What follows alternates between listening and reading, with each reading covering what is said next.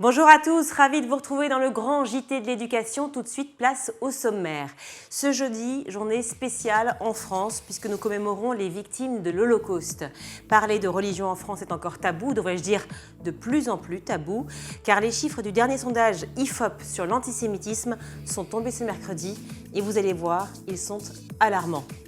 Elle a été déportée à Auschwitz le 13 avril 1944, à l'âge de 18 ans avec toute sa famille. Elle est la seule à être revenue. Ginette Kolinka sera avec nous dans le grand JT de l'éducation. Entretien à découvrir dans un instant. Dans le reste de l'actualité, on parlera d'une application qui pourrait aider l'éducation nationale. Ça s'appelle Anjaro et cela permet de remplacer les profs plus facilement lorsqu'ils sont absents. Michael Dorian vous en dira un mot dans quelques instants. Michael qu'on retrouve d'ailleurs tout de suite pour l'actu en bref.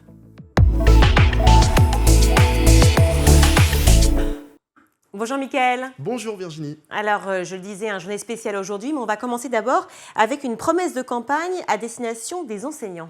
Oui, opération séduction dans les écoles pour Anne Hidalgo, qui était l'invitée ce jeudi d'Apolline de Malherbe sur RMC et qui fait de ce sujet une thématique phare de sa campagne. La candidate socialiste à l'élection présidentielle propose dans son programme d'augmenter le salaire des enseignants. Ce que je propose pour aller vers cet objectif de rattrapage des salaires des profs par rapport aux salaires des profs allemands qui sont payés 2 fois plus, je propose que l'on démarre la carrière d'un professeur des écoles à 2 300 €. Pourquoi 2 300 €? C'est pas doublé, hein, si j'ai fait le bon calcul. Non, bien sûr, c'est pas doublé, mais je dis on démarre et ensuite on progresse. 2 300 € au lieu de 1 700. Pourquoi? Parce que c'est le niveau de salaire qu'ont les personnes qui ont le même niveau de diplôme que nos enseignants, c'est un bac plus 5 en général, et ils termineront leur carrière dans la grille indiciaire à 4 000 €. Dans le reste de l'actualité, une directrice d'école agressée dans le Nord. À Fenin, près de Douai, la directrice d'une école primaire a porté plainte après avoir été agressée dans la rue par un individu. Celui-ci l'aurait plaqué contre sa voiture et reproché d'appliquer le protocole sanitaire. Auditionnée durant 2 heures par la police, la directrice est revenue à l'école dès le lendemain. Les enquêteurs envisagent la piste d'un père d'élèves mécontent. L'État a-t-il envoyé des autotests périmés aux écoles ? Depuis plusieurs jours, de nombreux kits d'autotest du Covid-19 sont envoyés dans les établissements scolaires pour permettre au personnel enseignant de se tester à la maison. Problème, les boîtes reçues affichent souvent des dates limites de consommation trop proches, voire même carrément dépassées. Interrogé à ce sujet, l'Éducation nationale répond que ces autotests avaient pourtant été achetés et livrés aux académies au printemps dernier. Ça paraît quand même curieux, cette histoire. Étrange, oui. Oui. Au Royaume-Uni, depuis ce jeudi, c'est la fin des restrictions sanitaires. Les Britanniques qui ne sont pourtant pas épargnés par la dernière vague et son variant Omicron, et pourtant le gouvernement de Boris Johnson, après la décision d'abandonner l'ensemble des mesures prises ces derniers mois lors de la recrudescence de l'épidémie. C'est donc la fin du masque en intérieur ainsi que du pass sanitaire. Dans les écoles, le masque ne sera également plus exigé. Et puis sur France Info, le candidat communiste Roussel à la présidentielle souhaite rallonger le temps d'école de nos enfants. Selon Fabien Roussel, les enfants doivent davantage passer du temps à l'école afin qu'ils aient moins de devoirs à faire à la maison. Une mesure qu'il juge d'égalité sociale. On l'écoute. Je souhaite, moi, que les enfants passent plus de temps à l'école, qu'ils quittent l'école à 17h30, par exemple, tous, mais que quand ils quittent l'école à 17h30, il n'y a plus de devoirs à faire. Donc on fait les devoirs à l'école ? Ils sont libres. Les devoirs, c'est à l'école. C'est une mesure d'égalité sociale que je souhaite instaurer rapidement pour que les enfants, quand ils sortent de l'école, ils puissent aller faire de la musique, du sport, passer du temps en famille, s'épanouir. Et ça que veut dire tous que les profs... devoirs soient faits à l'école, parce que certains sont dans des familles nombreuses, n'ont pas forcément les parents qui peuvent les aider. Et donc, tout doit être fait à l'école. On termine avec des crèches intergénérationnelles qui ouvrent dans des EHPAD. Oui, un moyen de répondre à la fois au manque de place en crèche et à l'isolement des personnes âgées. L'entreprise Tom et Josette a eu l'idée de développer des crèches dans les EHPAD. La première d'entre elles a ouvert il y a un petit peu plus d'1 an à Rennes. Une des créatrices, Claire Fèvre, était sur France Inter ce matin. Elle est revenue sur l'origine de ce projet.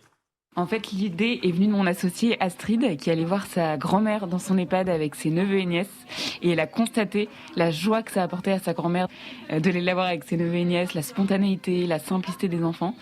Sa grand-mère était vraiment dans une situation de transmission. Elle allait même d'un point de vue moteur se baisser pour amasser des jouets. Et au-delà de ça, notre projet avec Tom et Josette, c'est de montrer à quel point leur présence, leur bienveillance, leur tendresse a un impact sur le développement de l'enfant. L'idée, c'est de les revaloriser et donc de repositionner les personnes âgées au cœur de la société. Merci Mickaël. Merci Virginie. Cette actu en bref, restez avec moi, car l'actualité aujourd'hui est importante. Qu'est-ce qu'être un enfant juif en France aujourd'hui? Comment grandir sereinement alors que l'on commémore le 77e anniversaire de la libération du camp de la mort d'Auschwitz? Une dernière enquête, IFOP, fait part de chiffres effarants.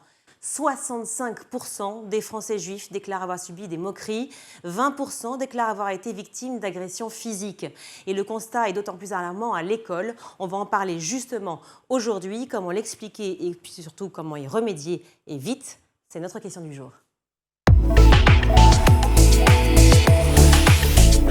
Et pour y répondre justement, j'accueille sur ce plateau Hubert Strauch. Vous êtes responsable pédagogique au Mémorial de la Shoah à Paris. Merci d'être avec nous. Justement, on peut rappeler ce qu'est la Shoah, parce que sans vouloir faire de préjugés, certains peut-être ne savent pas ce que c'est. La Shoah est un terme hébraïque qui signifie catastrophe et qui exprime le génocide des Juifs qui se déroule donc durant la Seconde Guerre mondiale entre 1941 et la fin de 1944. Voilà, selon Larousse, je l'ai lu, plus de 5 millions de Juifs exterminés par les nazis. Merci d'être là. Donc, le sondage IFOP est sorti hier soir. Les chiffres sont alarmants. Je disais il y a quelques minutes. Il a été commandé par la Fondation pour l'innovation politique et l'American Jewish Committee. Il fait beaucoup parler. Je vais vous donner juste 2 chiffres, qu'on soit clair. 1 parent sur 2 conseille à son enfant de taire sa religion à l'école. 1 juif français sur 2 déclare aussi avoir été victime d'insultes antisémites. C'est glaçant.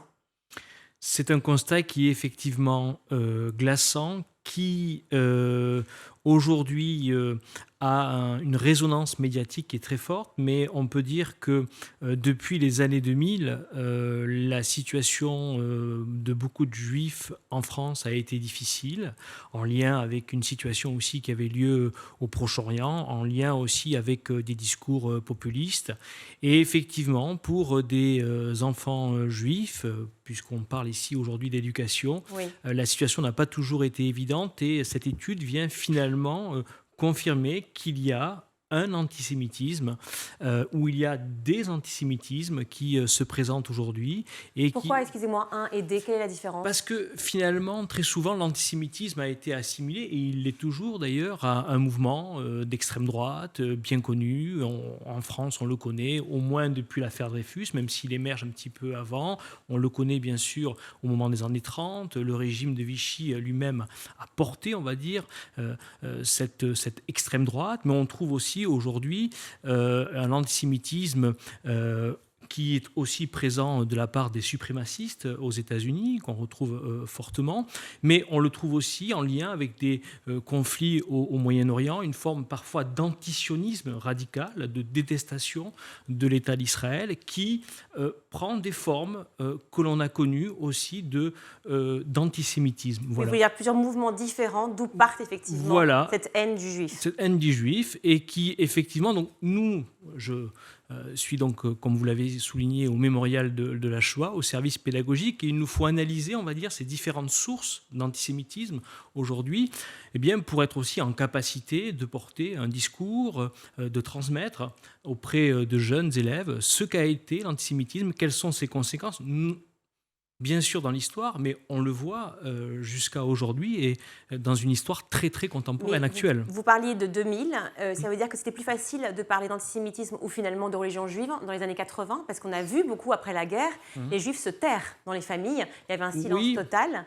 Et puis après, la parole, c'est un peu... Alors là, c'est un phénomène qui est lié, on va dire, à un phénomène mémoriel où effectivement, entre, on va dire, la Seconde Guerre mondiale et la fin des années 70, les déportés qui rentrent de camp, effectivement, n'osent pas parler, ne peuvent pas parler. Enfin, il y a différentes raisons qui l'expliquent. Ils veulent taire le passé pour la plupart. Pour taire le passé, pour reprendre une vie. Certains ont voulu d'ailleurs parler, mais on ne nous écoutait pas, on ne voulait pas nous entendre. Et c'est au regard d'une situation avec leurs petits-enfants que très souvent ils vont prendre cette parole et qu'à partir des années 80, on va pouvoir, disons... Petits-enfants, pas enfants. Oui, petits-enfants, très souvent. Il a fallu passer Exactement, deux générations pour pouvoir parler parce que justement, souvent les déportés ne voulaient pas transmettre directement à leurs enfants cette histoire qui était très violente et très lourde. Voilà.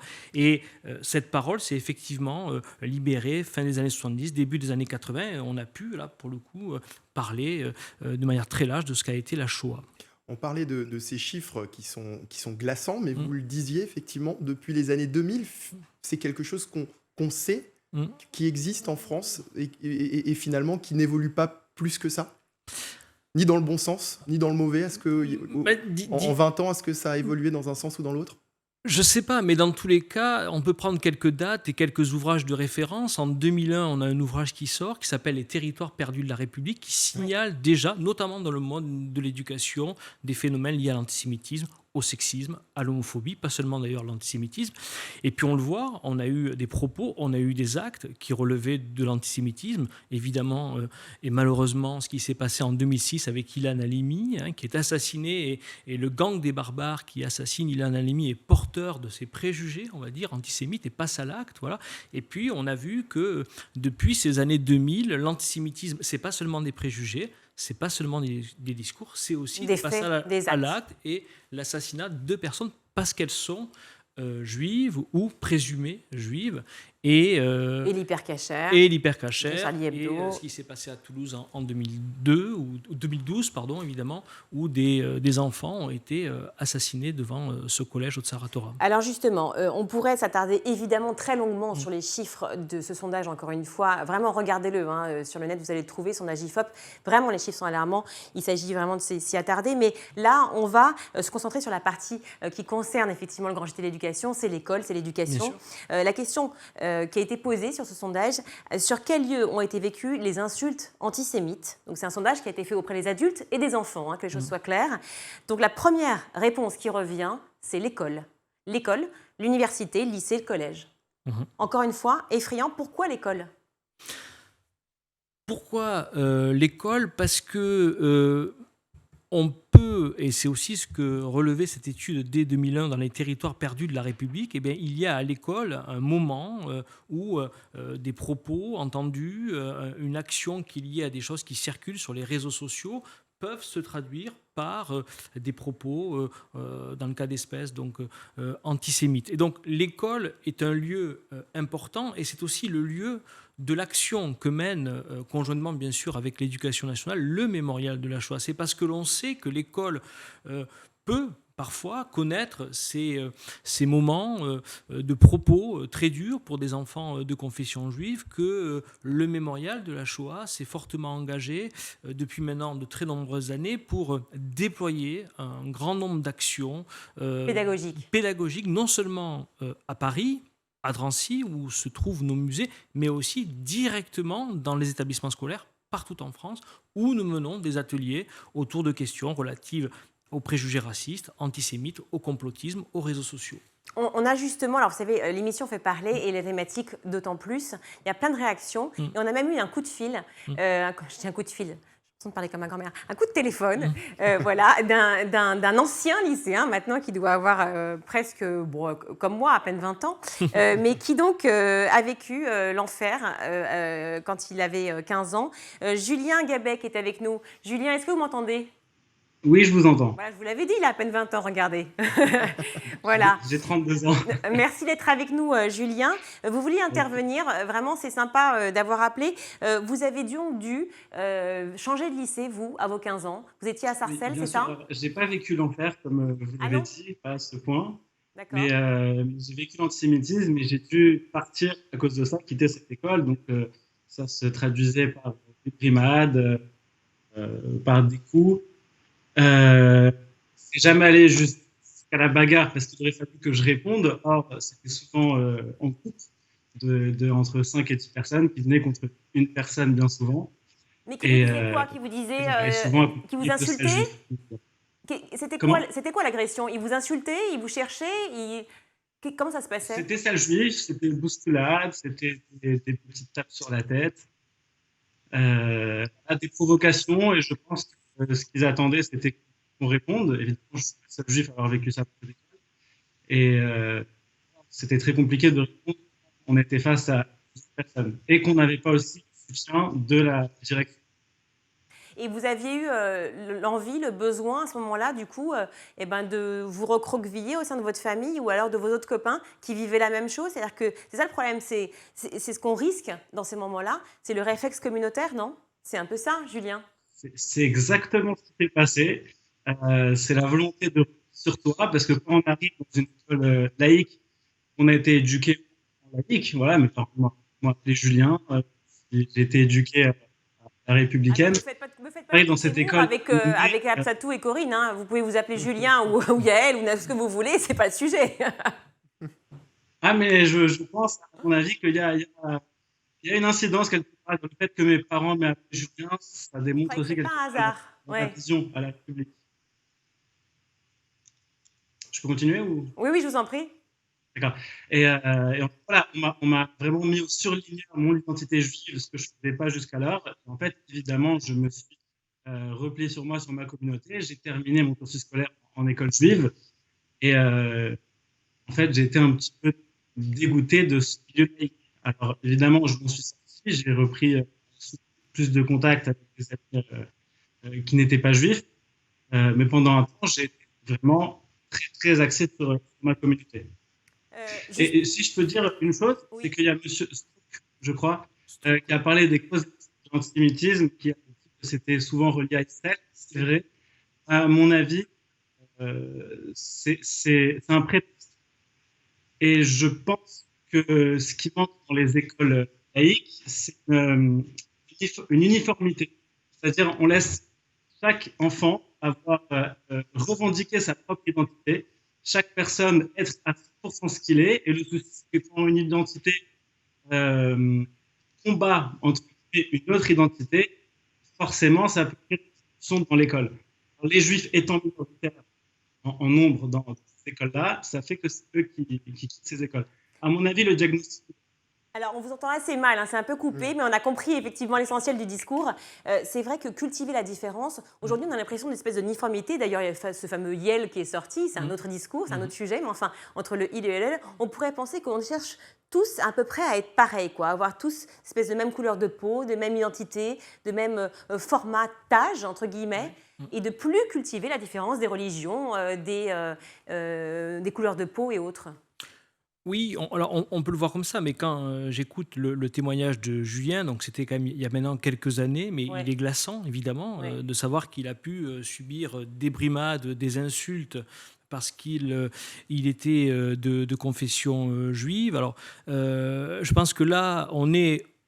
Par rapport à la question que vous me posez, si vous voulez, on est face à une situation où, au contraire, on a plutôt des identités qui sont exacerbées. C'est-à-dire qu'il n'est pas perçu comme un élève, ce qui est quand même le projet de la laïcité. On vient à l'école et on est perçu un élève comme les autres, quelles que soient nos origines, nos appartenances, nos identités. Là, il a été perçu, si j'en crois son témoignage, et évidemment que je le crois, il a été perçu comme un enfant juif, et pour ceux qui avaient des préjugés antisémites, insulté et victime de brimades à ce titre-là. Je crois quand même que même si la situation aujourd'hui est toujours tendue sur ces questions-là, et le sondage que vous citiez en atteste, il y a eu une volonté quand même par rapport à ne serait-ce qu'une dizaine d'années au sein de l'éducation nationale, nous le voyons quotidiennement au mémorial de la Shoah, je dirais de ne pas mettre la poussière sous le tapis, voilà, clairement, et quand des situations qui ont été décrites ici se présentent, il y a dorénavant des équipes laïcité, des équipes qui ont la charge de lutte contre les discriminations, des faits scolaires qui remontent dans les rectorats de la part des chefs d'établissement, de la part même de l'enseignant qui peut le faire remonter. Il y a quand même une prise de conscience du danger que constitue l'antisémitisme, le racisme, le harcèlement, le sexisme, etc. Bien sûr, mais si on vient à l'école, excusez-moi juste, on vient à l'école, c'est l'endroit où on apprend l'histoire. C'est l'endroit où on apprend, finalement, on se forme. Parce que peut-être qu'à la maison, c'est pas toujours possible, ou pas toujours le cas, ou peut-être que les parents ne sont pas forcément sachants, ne connaissent pas vraiment l'histoire. Donc l'école est faite pour ça. C'est l'école de la laïcité, premièrement, mais l'école du savoir aussi. Bien sûr, bien sûr. Comment on en arrive là? C'est-à-dire que c'est aussi un échec de l'école de la République? Ah bien sûr, quand on écoute ces témoignages, quand on entend le sondage, on peut de suite avoir une interprétation comme quoi c'est un échec de l'école de la République. Mais je crois que l'école, avec ses partenaires, met tout en œuvre pour remplir ses missions. Il y a bien des cours d'histoire de la Shoah, qu'ici ou là, il y a eu des perturbations d'un cours. Oui, ça peut exister, mais ça n'empêche que les enseignants viennent, même en temps de pandémie, se former massivement au mémorial pour enseigner dans les meilleures conditions cette histoire. Les élèves viennent assister à des ateliers et découvrir nos sites et nos activités. On ne peut pas dire, si vous voulez, que sur ce thème-là, l'éducation nationale, les partenaires, le mémorial, aient renoncé et poursuivent.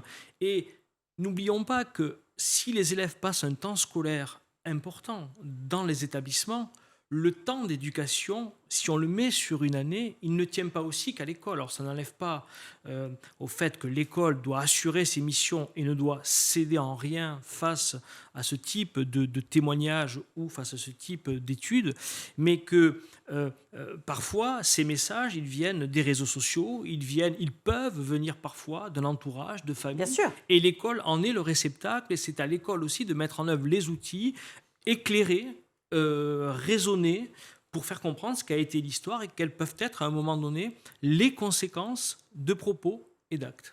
Pardonnez-moi, mais j'entends ce que vous dites sur le fait que l'école serait la clé du changement, finalement, mais on entend aussi le cas de Julien, qui n'est pas un cas isolé. On sait qu'il y a des écoles en France qui sont désertées aujourd'hui par les juifs, des écoles laïques, par les enfants juifs. Donc ça veut dire qu'aujourd'hui encore, c'est un problème qui n'est pas réglé. Le sondage le montre. Apparemment, beaucoup de parents désertent le public pour aller dans le privé. Ça veut dire quoi, ça?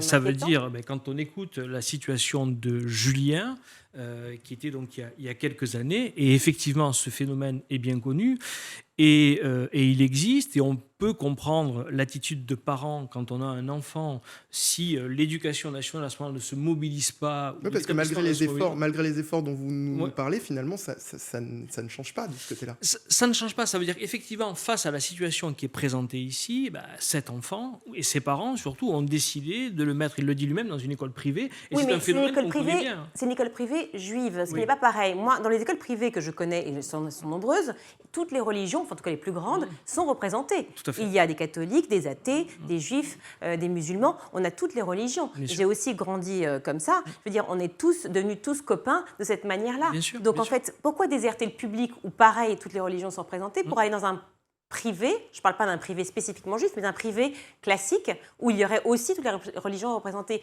Quelle est la différence ? Eh bien, là, si on prend l'exemple de Julien, c'est que effectivement, que ce soit là, lui, il est allé dans le privé de confession juive, mais s'il avait été dans un établissement privé, c'est parce que il s'est senti à ce moment-là plus en sécurité qu'il ne l'était dans une école publique. En fait, mais parce que les enseignants sont plus formés dans le privé pour ça ?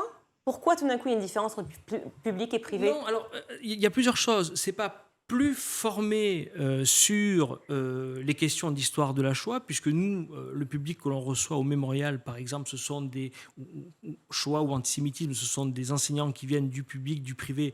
Il n'y a pas de différence dans les deux cas. Et ils font le chemin de venir vers vous. Ils font le chemin de venir vers nous. Et c'est vrai qu'il y a, alors ça on peut le dire, et ça rejoint la question que vous me posiez, c'est qu'il y a là aussi une vraie demande. C'est-à-dire qu'on est face à des enseignants qui nous demandent non seulement un savoir, et là je pointe ce que vous disiez, donc une actualisation des connaissances, et l'histoire c'est actualiser les connaissances, mais qui nous demandent aussi comment peut-on agir, réagir face à des situations. Et dans nos formations notamment, nous avons mis en place ce qu'on appelle des situations problèmes, très concrètes, face à telle situation, comment j'agis? Alors, on essaie de réfléchir ensemble, et dans le cadre du champ scientifique, mais aussi dans le cadre d'autres champs, qui est aussi le champ éducatif ou le champ de la sanction. Voilà.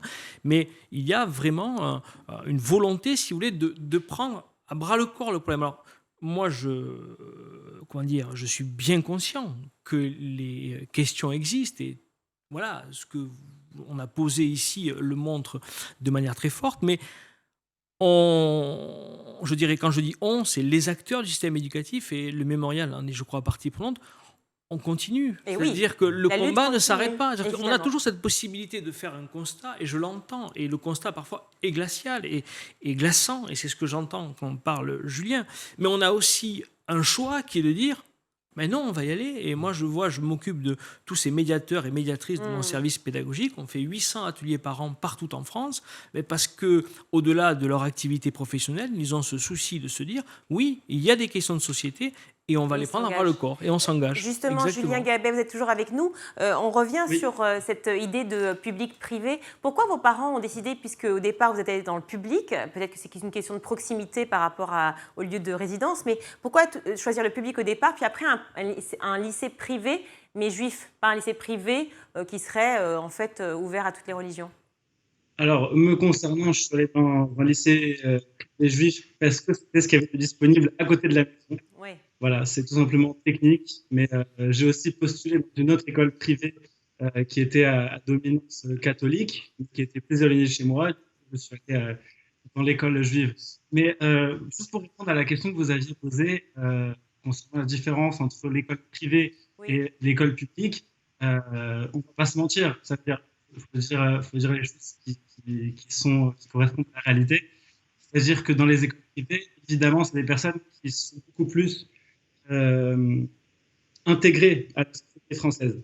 Des personnes qui gagnent forcément plus d'argent, puisqu'ils ont les moyens d'aller dans des écoles privées, parce qu'ils sont plus intégrés. Moi, quand j'étais dans mon école, je suis tombé face à des personnes qui étaient originaires de France, qui avaient une identité très, très forte, contre laquelle l'école ne luttait pas. Je ne dis pas qu'il faut une lutte, je dis juste qu'il faut une certaine uniformité à l'école qu'on n'imposait pas.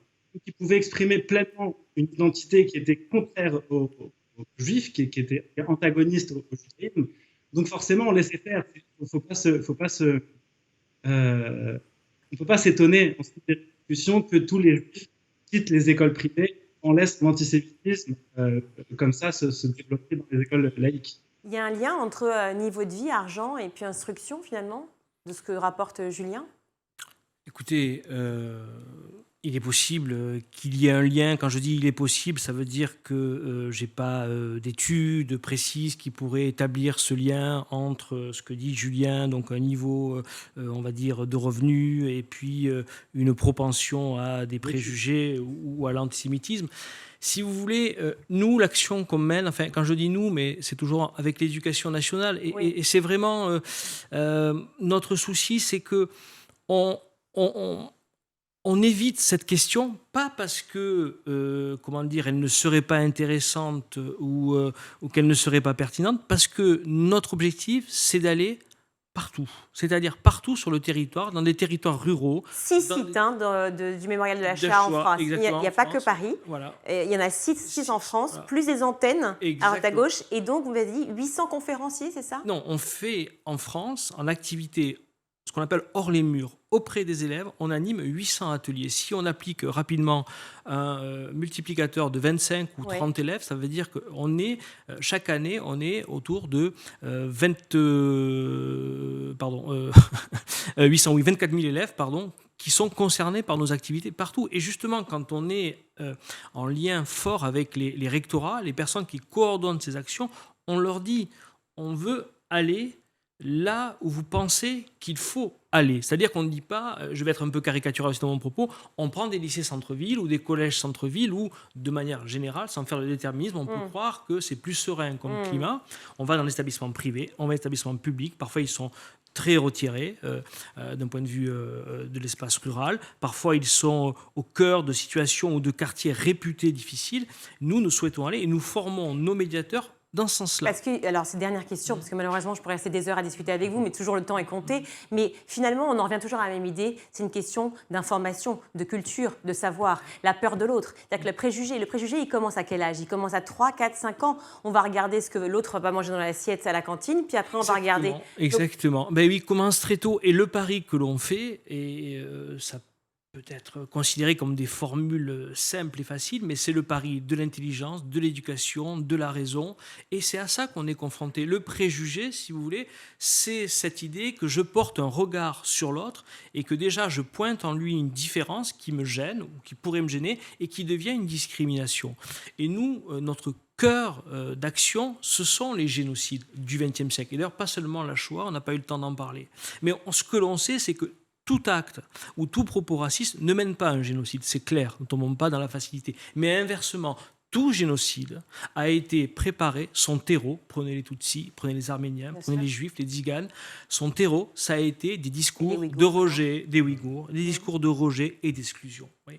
Et c'est sur ça que l'on travaille en montrant quels sont les dangers d'attitudes comme celle qu'a connue Julien, qui sont effectivement d'une gravité sans nom, et on veut continuer justement à tenir sur ça et à continuer ce combat qui est intellectuel et qui est pédagogique. Et puis, pour finir, juste, parce que c'est vrai que parler de la religion juive, c'est pas parler uniquement aussi de génocide et de persécution, bien qu'il faille le faire, et entendu, ça fait partie de l'histoire, mais aussi de raconter l'histoire du peuple juif dans sa généralité. Bien sûr. Donc, le mémorial de la Shoah, je vous le conseille vivement, que ce soit à Paris ou ailleurs, car il y a le musée avec l'exposition permanente, les expositions qui sont temporaires, plus le centre de documentation, et c'est fait pour les enfants et pour les plus grands. Donc, il faut y aller, c'est comme mémorial de Caen, ce sont des endroits qui sont absolument formidables et grâce à cela, grâce à la fois au ministère de l'Éducation, au ministère de la Culture, on a des endroits formidables en France. Donc voilà, allez vous instruire ou en tout cas emmener tous les vôtres pour connaître voilà, notre histoire. Notre histoire à tous. Merci mille fois Hubert Strauch d'avoir été avec nous. Je rappelle que vous êtes responsable pédagogique au Mémorial de la Shoah à Paris. Merci mille fois à Julien Gabet qui a été avec nous. Vraiment sympa d'être intervenu comme ça à la volée. Revenez quand vous voulez. Et je vous souhaite plein de bonheur à tous les deux. Elle nous a fait l'honneur de nous accorder un entretien formidable. Ginette Kolinka, rescapée de la Shoah, est venue sur le plateau du Grand JT d'éducation pour nous raconter son histoire. Ce sera juste après la pub.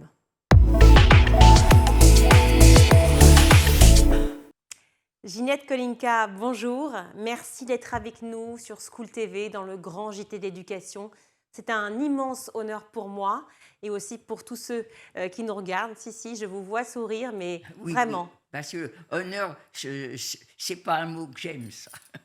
Et pourtant, vous avez publié un livre avec Marion Rogeri il y a 1 an, intitulé Retour. 2 ans maintenant déjà. Ben oui, c'est vrai. Pas 3. Et oui, c'est vrai. Le temps passe. Vite maintenant. Ben oui, c'est ça. Vous me le rappelez. Un livre qui s'appelle Retour à Birkenau, qui témoigne de l'enfer que vous avez vécu le 13 avril 1944 avec votre famille à votre arrivée dans le camp d'extermination de Birkenau. J'insiste pas innocemment sur le mot extermination, car il convient, hélas, de distinguer camp de concentration et camp d'extermination. Et je crois que c'est bon de le rappeler. Bravo, parce que c'est exact. Je le rappelle toujours, parce que souvent, on ne parle pas de Birkenau, on parle de Auschwitz. Et c'est 2 choses différentes. Ils étaient à 400 km l'un de l'autre.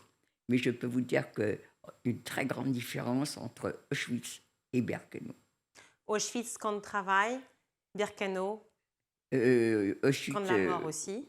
Camp de concentration, Auschwitz. Il y avait surtout il y avait très peu de juifs à Auschwitz. C'était surtout les résistants polonais, les résistants allemands. Alors que Birkenau, c'est comme vous avez dit, le camp d'extermination. Aujourd'hui, c'est la journée mondiale de l'Holocauste et je regrette d'avoir besoin d'une journée de commémoration justement pour avoir à rappeler l'horreur des camps, l'horreur du nazisme, il faut le redire, mais vous avez justement voulu vous débarrasser de ces commémorations annuelles pour porter une parole le plus souvent possible, je ne dirais pas quotidienne parce que ce n'est pas possible, mais le plus souvent possible auprès des enfants, des parents, des professeurs, de tous ceux qui vous entourent et que vous pouvez toucher pour que plus jamais cela n'arrive. Vous vous rendez souvent, justement, dans le camp d'Auschwitz, où les guides sur place ne parlent que de vous. Je l'ai appris en regardant C'est à vous.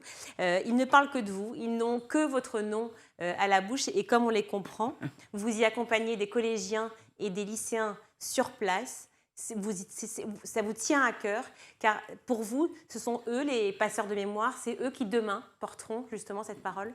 C'est exact. Ça, je peux vous dire qu'on compte beaucoup, tous mes camarades, ceux qui sont survivants, ceux qui ont malheureusement n'ont pas eu ma chance de survivre. On compte sur ces élèves, sur les professeurs, pour qu'on n'oublie pas. Vous ressentez besoin de témoigner aujourd'hui. Alors, on peut l'imaginer, très bien, mais je vous demande pourquoi, dans la mesure où, en fait, vous avez été muré dans un silence pendant plus de 50 ans. Parce que j'avais la chance d'être de retour, d'avoir survécu à ça, et moi, je ne voulais plus en parler pour ne pas embêter les gens avec mon histoire. Vous savez, c'était pas une histoire, c'était mon histoire. Une sacrée histoire. C'est mon histoire. C'est mon histoire, et moi je voulais pas embêter les gens à leur dire, vous savez, j'ai été déportée, non, moi j'ai eu la chance d'en venir. Eh bien, ça, ce sont mes souvenirs, c'est à moi, c'est personnel, mais je n'en parle plus. Et c'est ce que j'ai fait. Et comme au début, quand je suis rentrée, c'était me remettre dans la vie normale. Et dès que j'ai commencé à me remettre dans la vie normale, c'était mon travail. Et il n'y avait plus que ça qui comptait.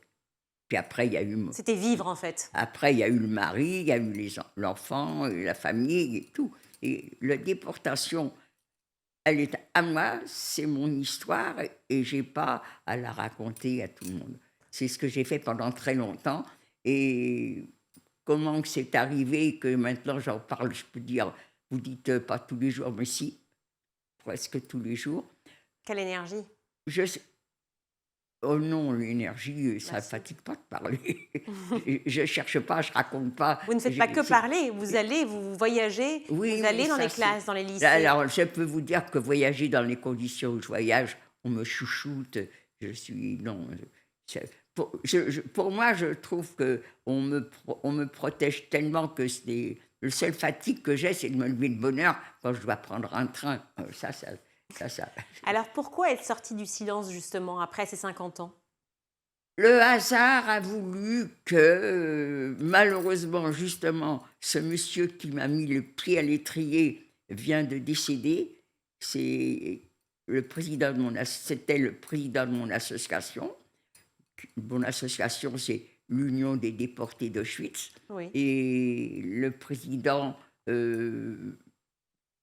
on se réunissait souvent entre déportés tous les jeudis. Oui. Et il m'a vu fréquenter régulièrement ces jeudis. Et du coup, un jour, il a eu besoin de... Il amenait toujours le même petit groupe en Pologne avec les élèves. Et puis, une de ces personnes qui l'accompagnait est tombée malade. Et il était ennuyé et il m'a demandé de le... Vous êtes d'origine polonaise? Comment? Vous êtes d'origine polonaise? Mes origines, vous savez, c'est russe. Mais vous savez que la Russie, elle était... En fin de compte, mes origines, moi, je suis française. Voilà. Mon père est né à Paris et je suis français. Voilà. Les origines, on n'en parle pas parce que si vous allez chercher les origines, c'est tellement mélangé. Ma mère est roumaine, mon père était... C'est ce qu'il y a de mieux, le mélange. Voilà. Ginette Kolinka, vous décidez donc un jour, de par la mort justement de votre ami et président d'association, de porter cette parole et vous vous dites, il faut que j'aille voir les collégiens, les lycéens. Il faut que je leur parle. Comment ça se passe? Non, pas du tout. Ça, j'aurais jamais fait ça. On nous a demandé de le faire, mais c'est pas moi qui aurais demandé, c'est pas moi qui aurais dit il faut. Non, pas du tout. Maintenant, oui, maintenant je demande aux élèves que je côtoie de devenir des passeurs de mémoire. Parce que c'est eux qui vont nous remplacer. On se fait vieux maintenant, tous. Vous savez, quand on a été déportés, on avait 15 ans, minimum, et ça se fait combien là, 77 ans, je crois. Donc, vous voyez à peu près l'âge que l'on a. Bien sûr. Donc, on est des gamines et des gamins de 90 ans, au plus même. Donc, qui est-ce qui va nous remplacer pour... eh bien, justement, ce sont les élèves qui nous écoutent maintenant.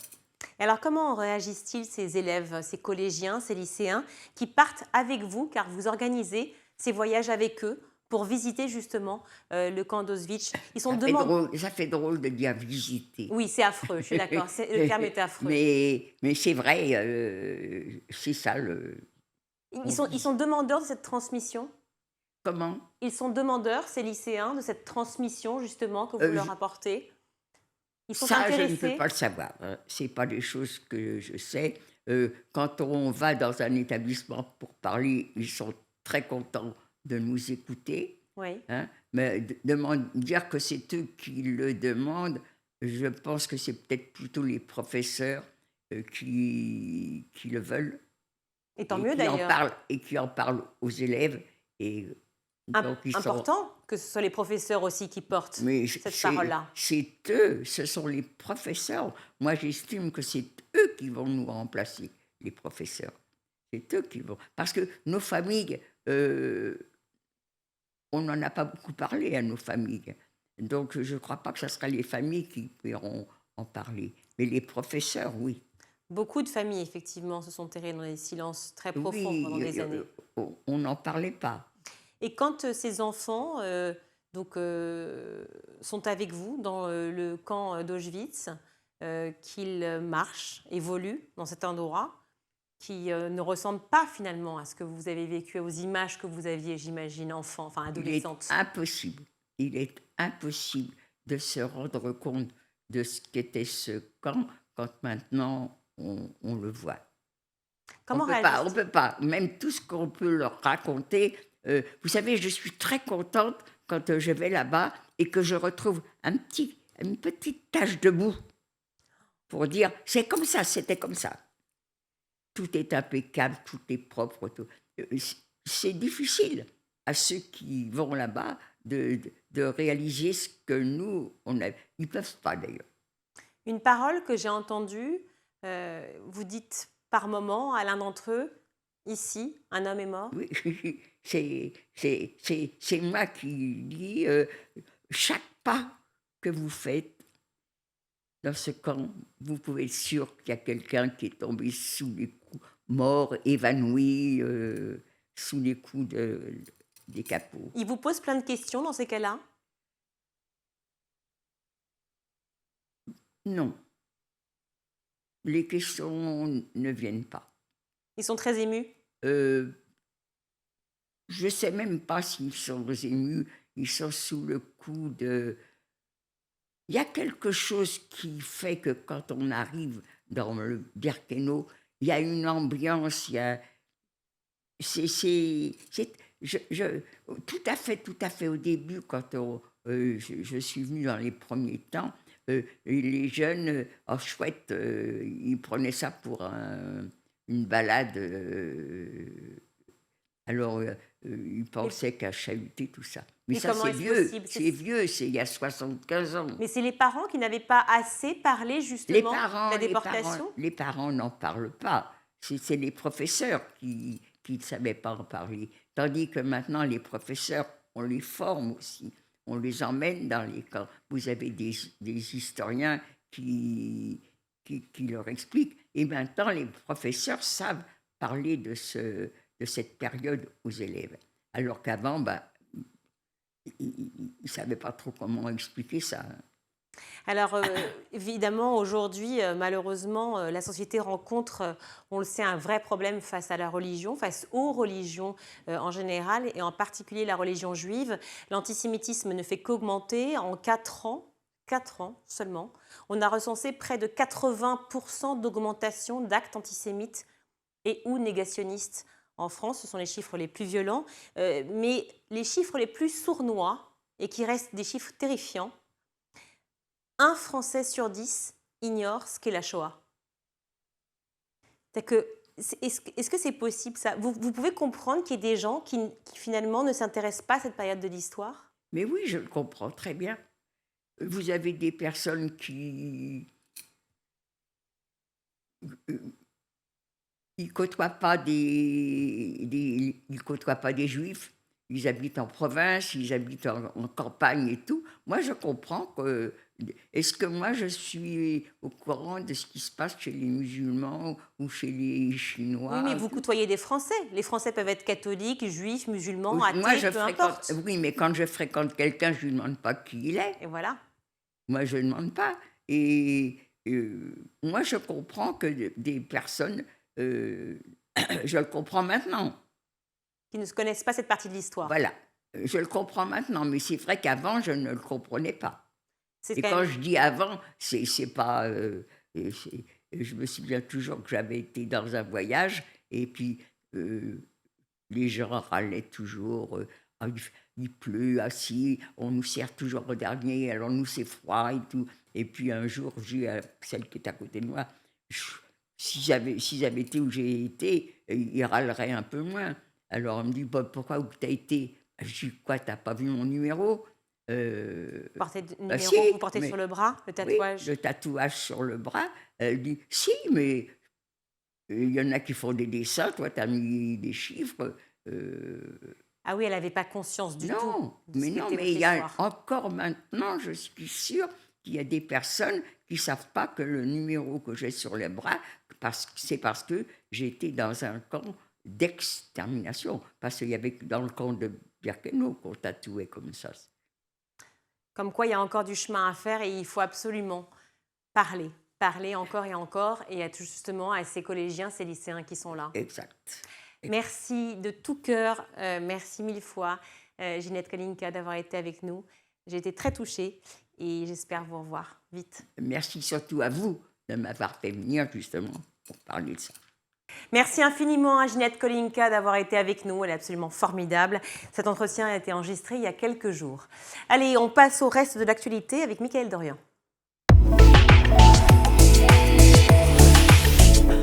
Alors quoi de neuf, Mickaël, qui s'intéresse donc aux réseaux sociaux et aux nouvelles technologies désormais tous les jeudis? Absolument, Virginie. Les réseaux sociaux, ce qui fait le buzz, les nouvelles technologies et les applications à suivre de près. Et c'est justement d'une application révolutionnaire dont nous allons parler. Elle se présente comme révolutionnaire. Grâce à elle, finit le perpétuel casse-tête des absences de profs, plus que jamais d'actualité en cette période de pandémie où de plus en plus d'enseignants sont positifs et ne peuvent assurer les cours.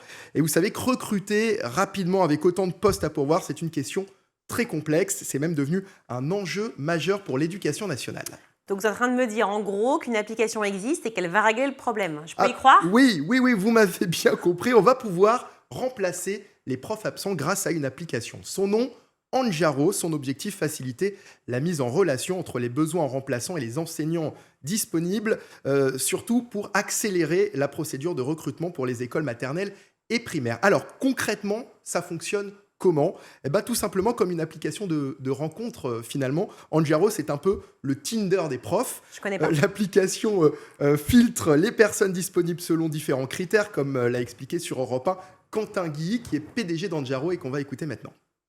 On va avoir accès via des filtres à l'ensemble des professeurs remplaçants disponibles et en fonction des dates du remplacement, de sa localisation, du temps de trajet du professeur, on va pouvoir sélectionner la personne qui nous semble être la plus à même de faire ce remplacement. Quand vous êtes un professeur remplaçant, c'est bête, mais il faut savoir où en est le programme, où en est la classe, s'assurer qu'on arrive au bon moment, qu'on est briefé sur la classe en question. Voilà, et lorsque ça match avec un candidat, un SMS ou un mail lui est envoyé automatiquement. Un mot sur cette start-up. Anjaro, elle a été créée en 2015 par ce monsieur qu'on vient d'entendre, Quentin Guilly, à l'origine pas du tout pour le milieu scolaire. C'est actuellement utilisé dans des entreprises comme Sodexo ou Engie. Et c'est en discutant avec sa sœur, qui a été remplaçante dans des écoles, qu'il a eu l'idée de contacter l'éducation nationale. Excellente idée, a priori, mais qui devrait faire donc gagner énormément de temps au directeur d'établissement. Oui, et surtout au secrétaire de circonscription. Toujours selon le PDG d'Anjaro, pour une absence à gérer, elle gagnerait environ 14 minutes sur leur temps passé à rechercher des enseignants disponibles. Des chiffres qui se basent sur une expérimentation lancée depuis mai dernier dans 2 départements, le Lot et la Somme. Et les résultats sont plutôt bons, à en croire le ministère de l'Éducation nationale.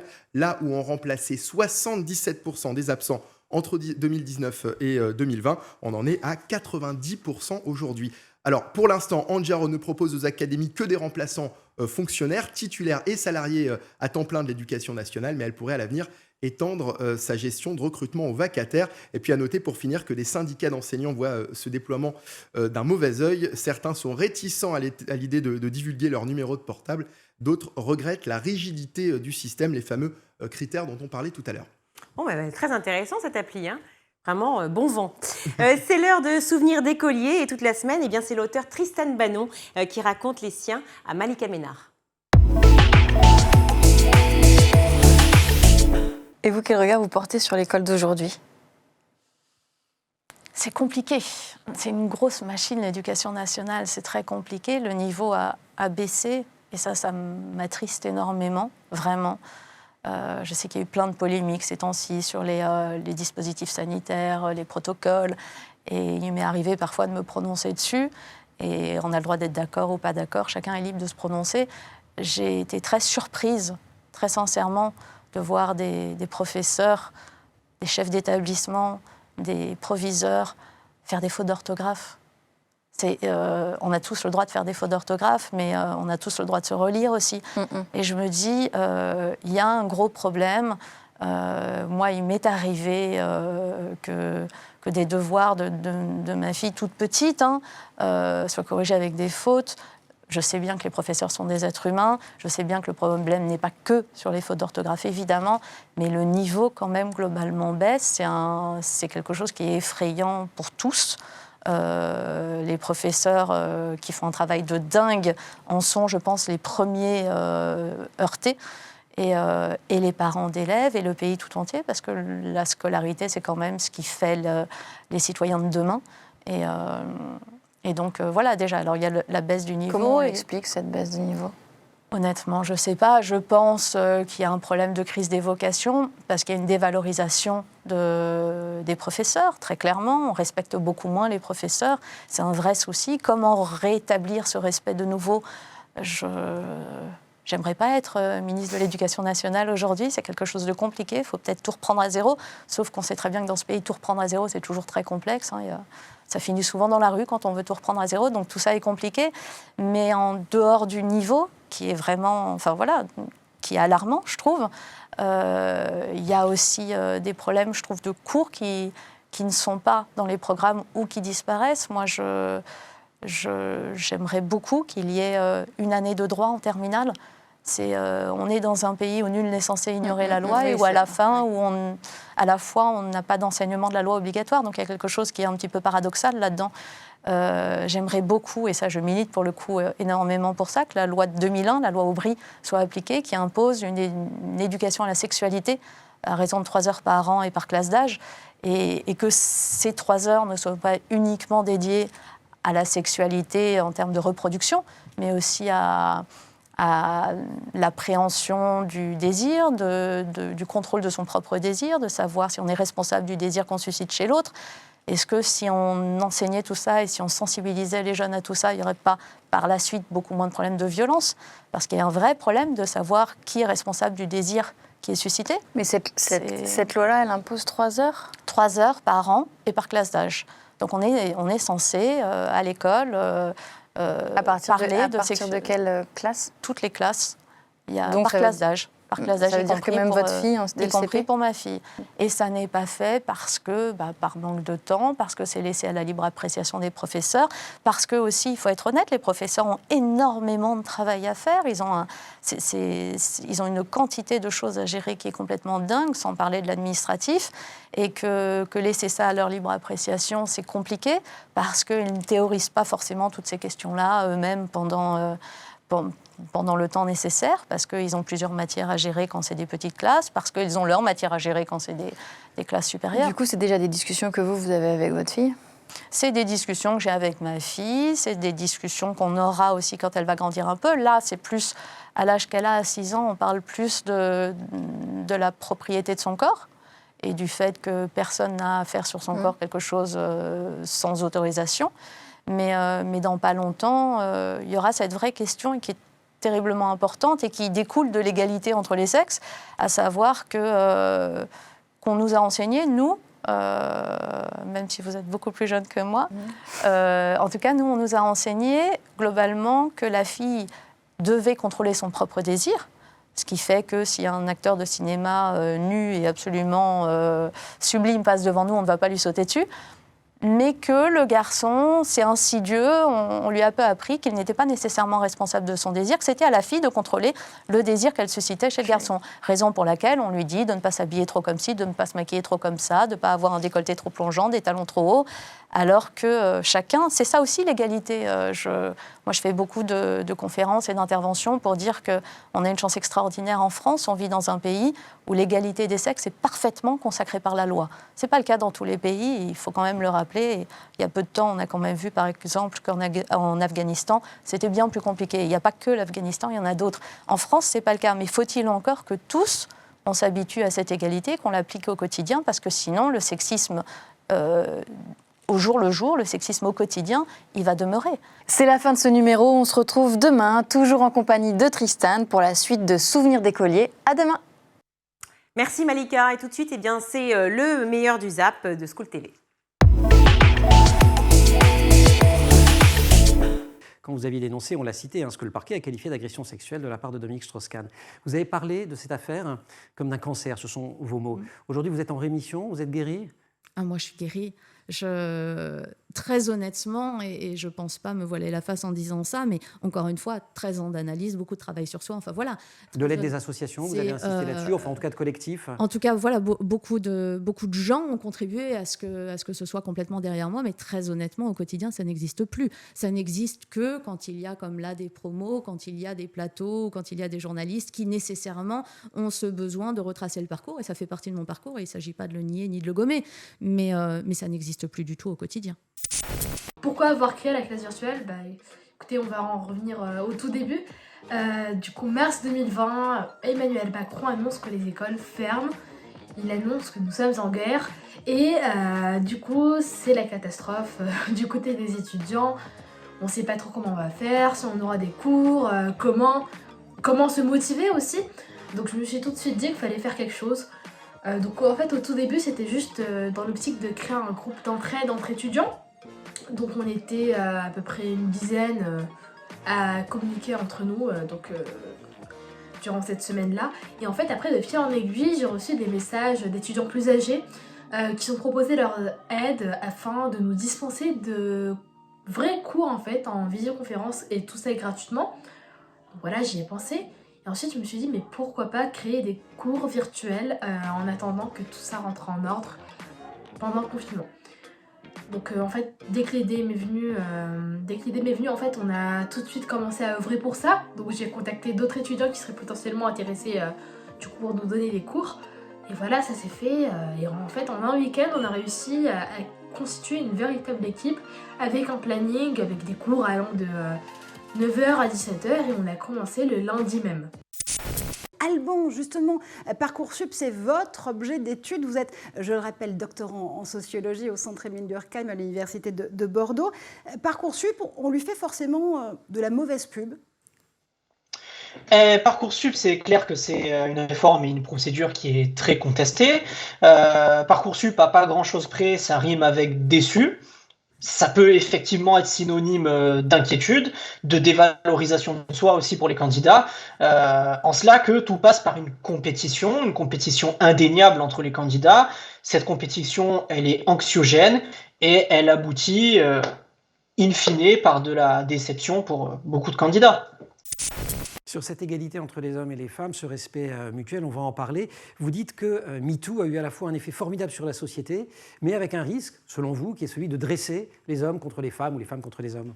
Comment on s'y prend pour Oui, en pointant de façon parfois caricaturale d'ailleurs l'homme comme étant le prédateur et l'oppresseur, nécessairement on rétablit des barrières et parfois je trouve qu'on va trop loin en victimisant par essence la femme. Et c'est quelque chose que je trouve très dangereux puisque je pense que l'égalité, ça se construit ensemble. Et pourtant il fallait que cette parole s'exprime et surtout qu'elle soit écoutée parce qu'on s'est quand même rendu compte que bien des fois... Et respecté. Mais il y a un gap énorme entre respecter la parole victimaire et la sacraliser. Il y a un gap énorme entre avoir ce respect que l'on doit à une plaignante qui se prétend, puisque tant que ça n'est pas jugé, on ne le sait pas, mais en tout cas qui se prétend victime, et l'héroïser. Et il y a quelque chose qui peut être dangereux, je pense, pour la société et pour notre avenir collectif. Nous, on a fait 2 constats. C'est déjà l'état de détresse dans lequel étaient les étudiants pendant la période de Covid. Et en parallèle... Premier confinement tout de suite, mai 2020. Et en parallèle, les propositions qui étaient faites par les plateformes classiques de soutien scolaire qui étaient très onéreuses.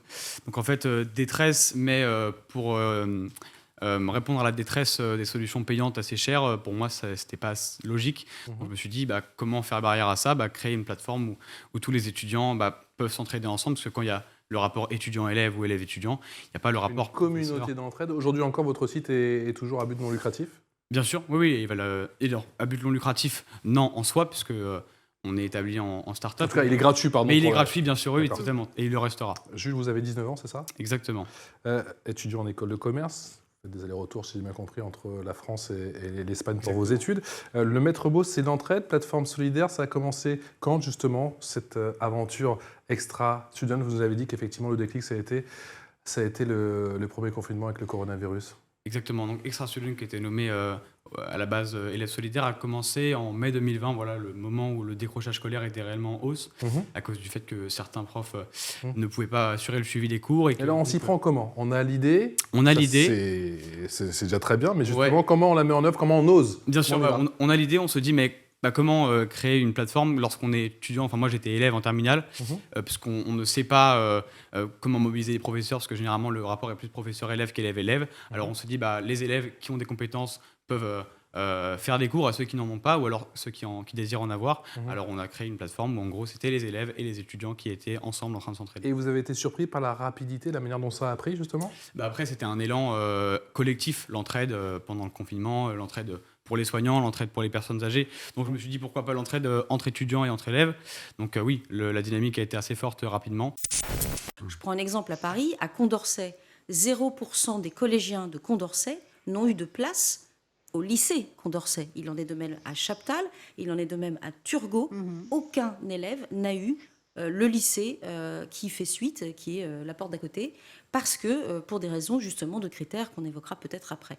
Pour répondre sur la méritocratie, oui à la mixité scolaire, mais ce que disent beaucoup de parents d'élèves et de fédérations qui vont probablement prendre des actions, notamment au niveau constitutionnel, en justice, en tout cas au niveau du Conseil d'État et des instances qui sont là pour jouer leur rôle de vigie, notamment auprès du Conseil d'État, c'est qu'effectivement, il se pose la question quand même de, si on prend la Déclaration des droits de l'homme et du citoyen, nous en sommes tous, liberté, égalité, fraternité, ça correspond à des choix justement où la discrimination n'a pas sa place.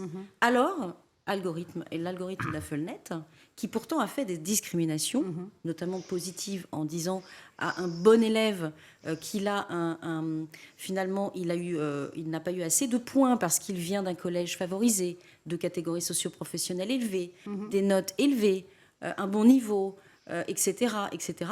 Alors, que dit la Constitution ? Elle dit que cet élève doit avoir la chance comme tous les autres, en fait.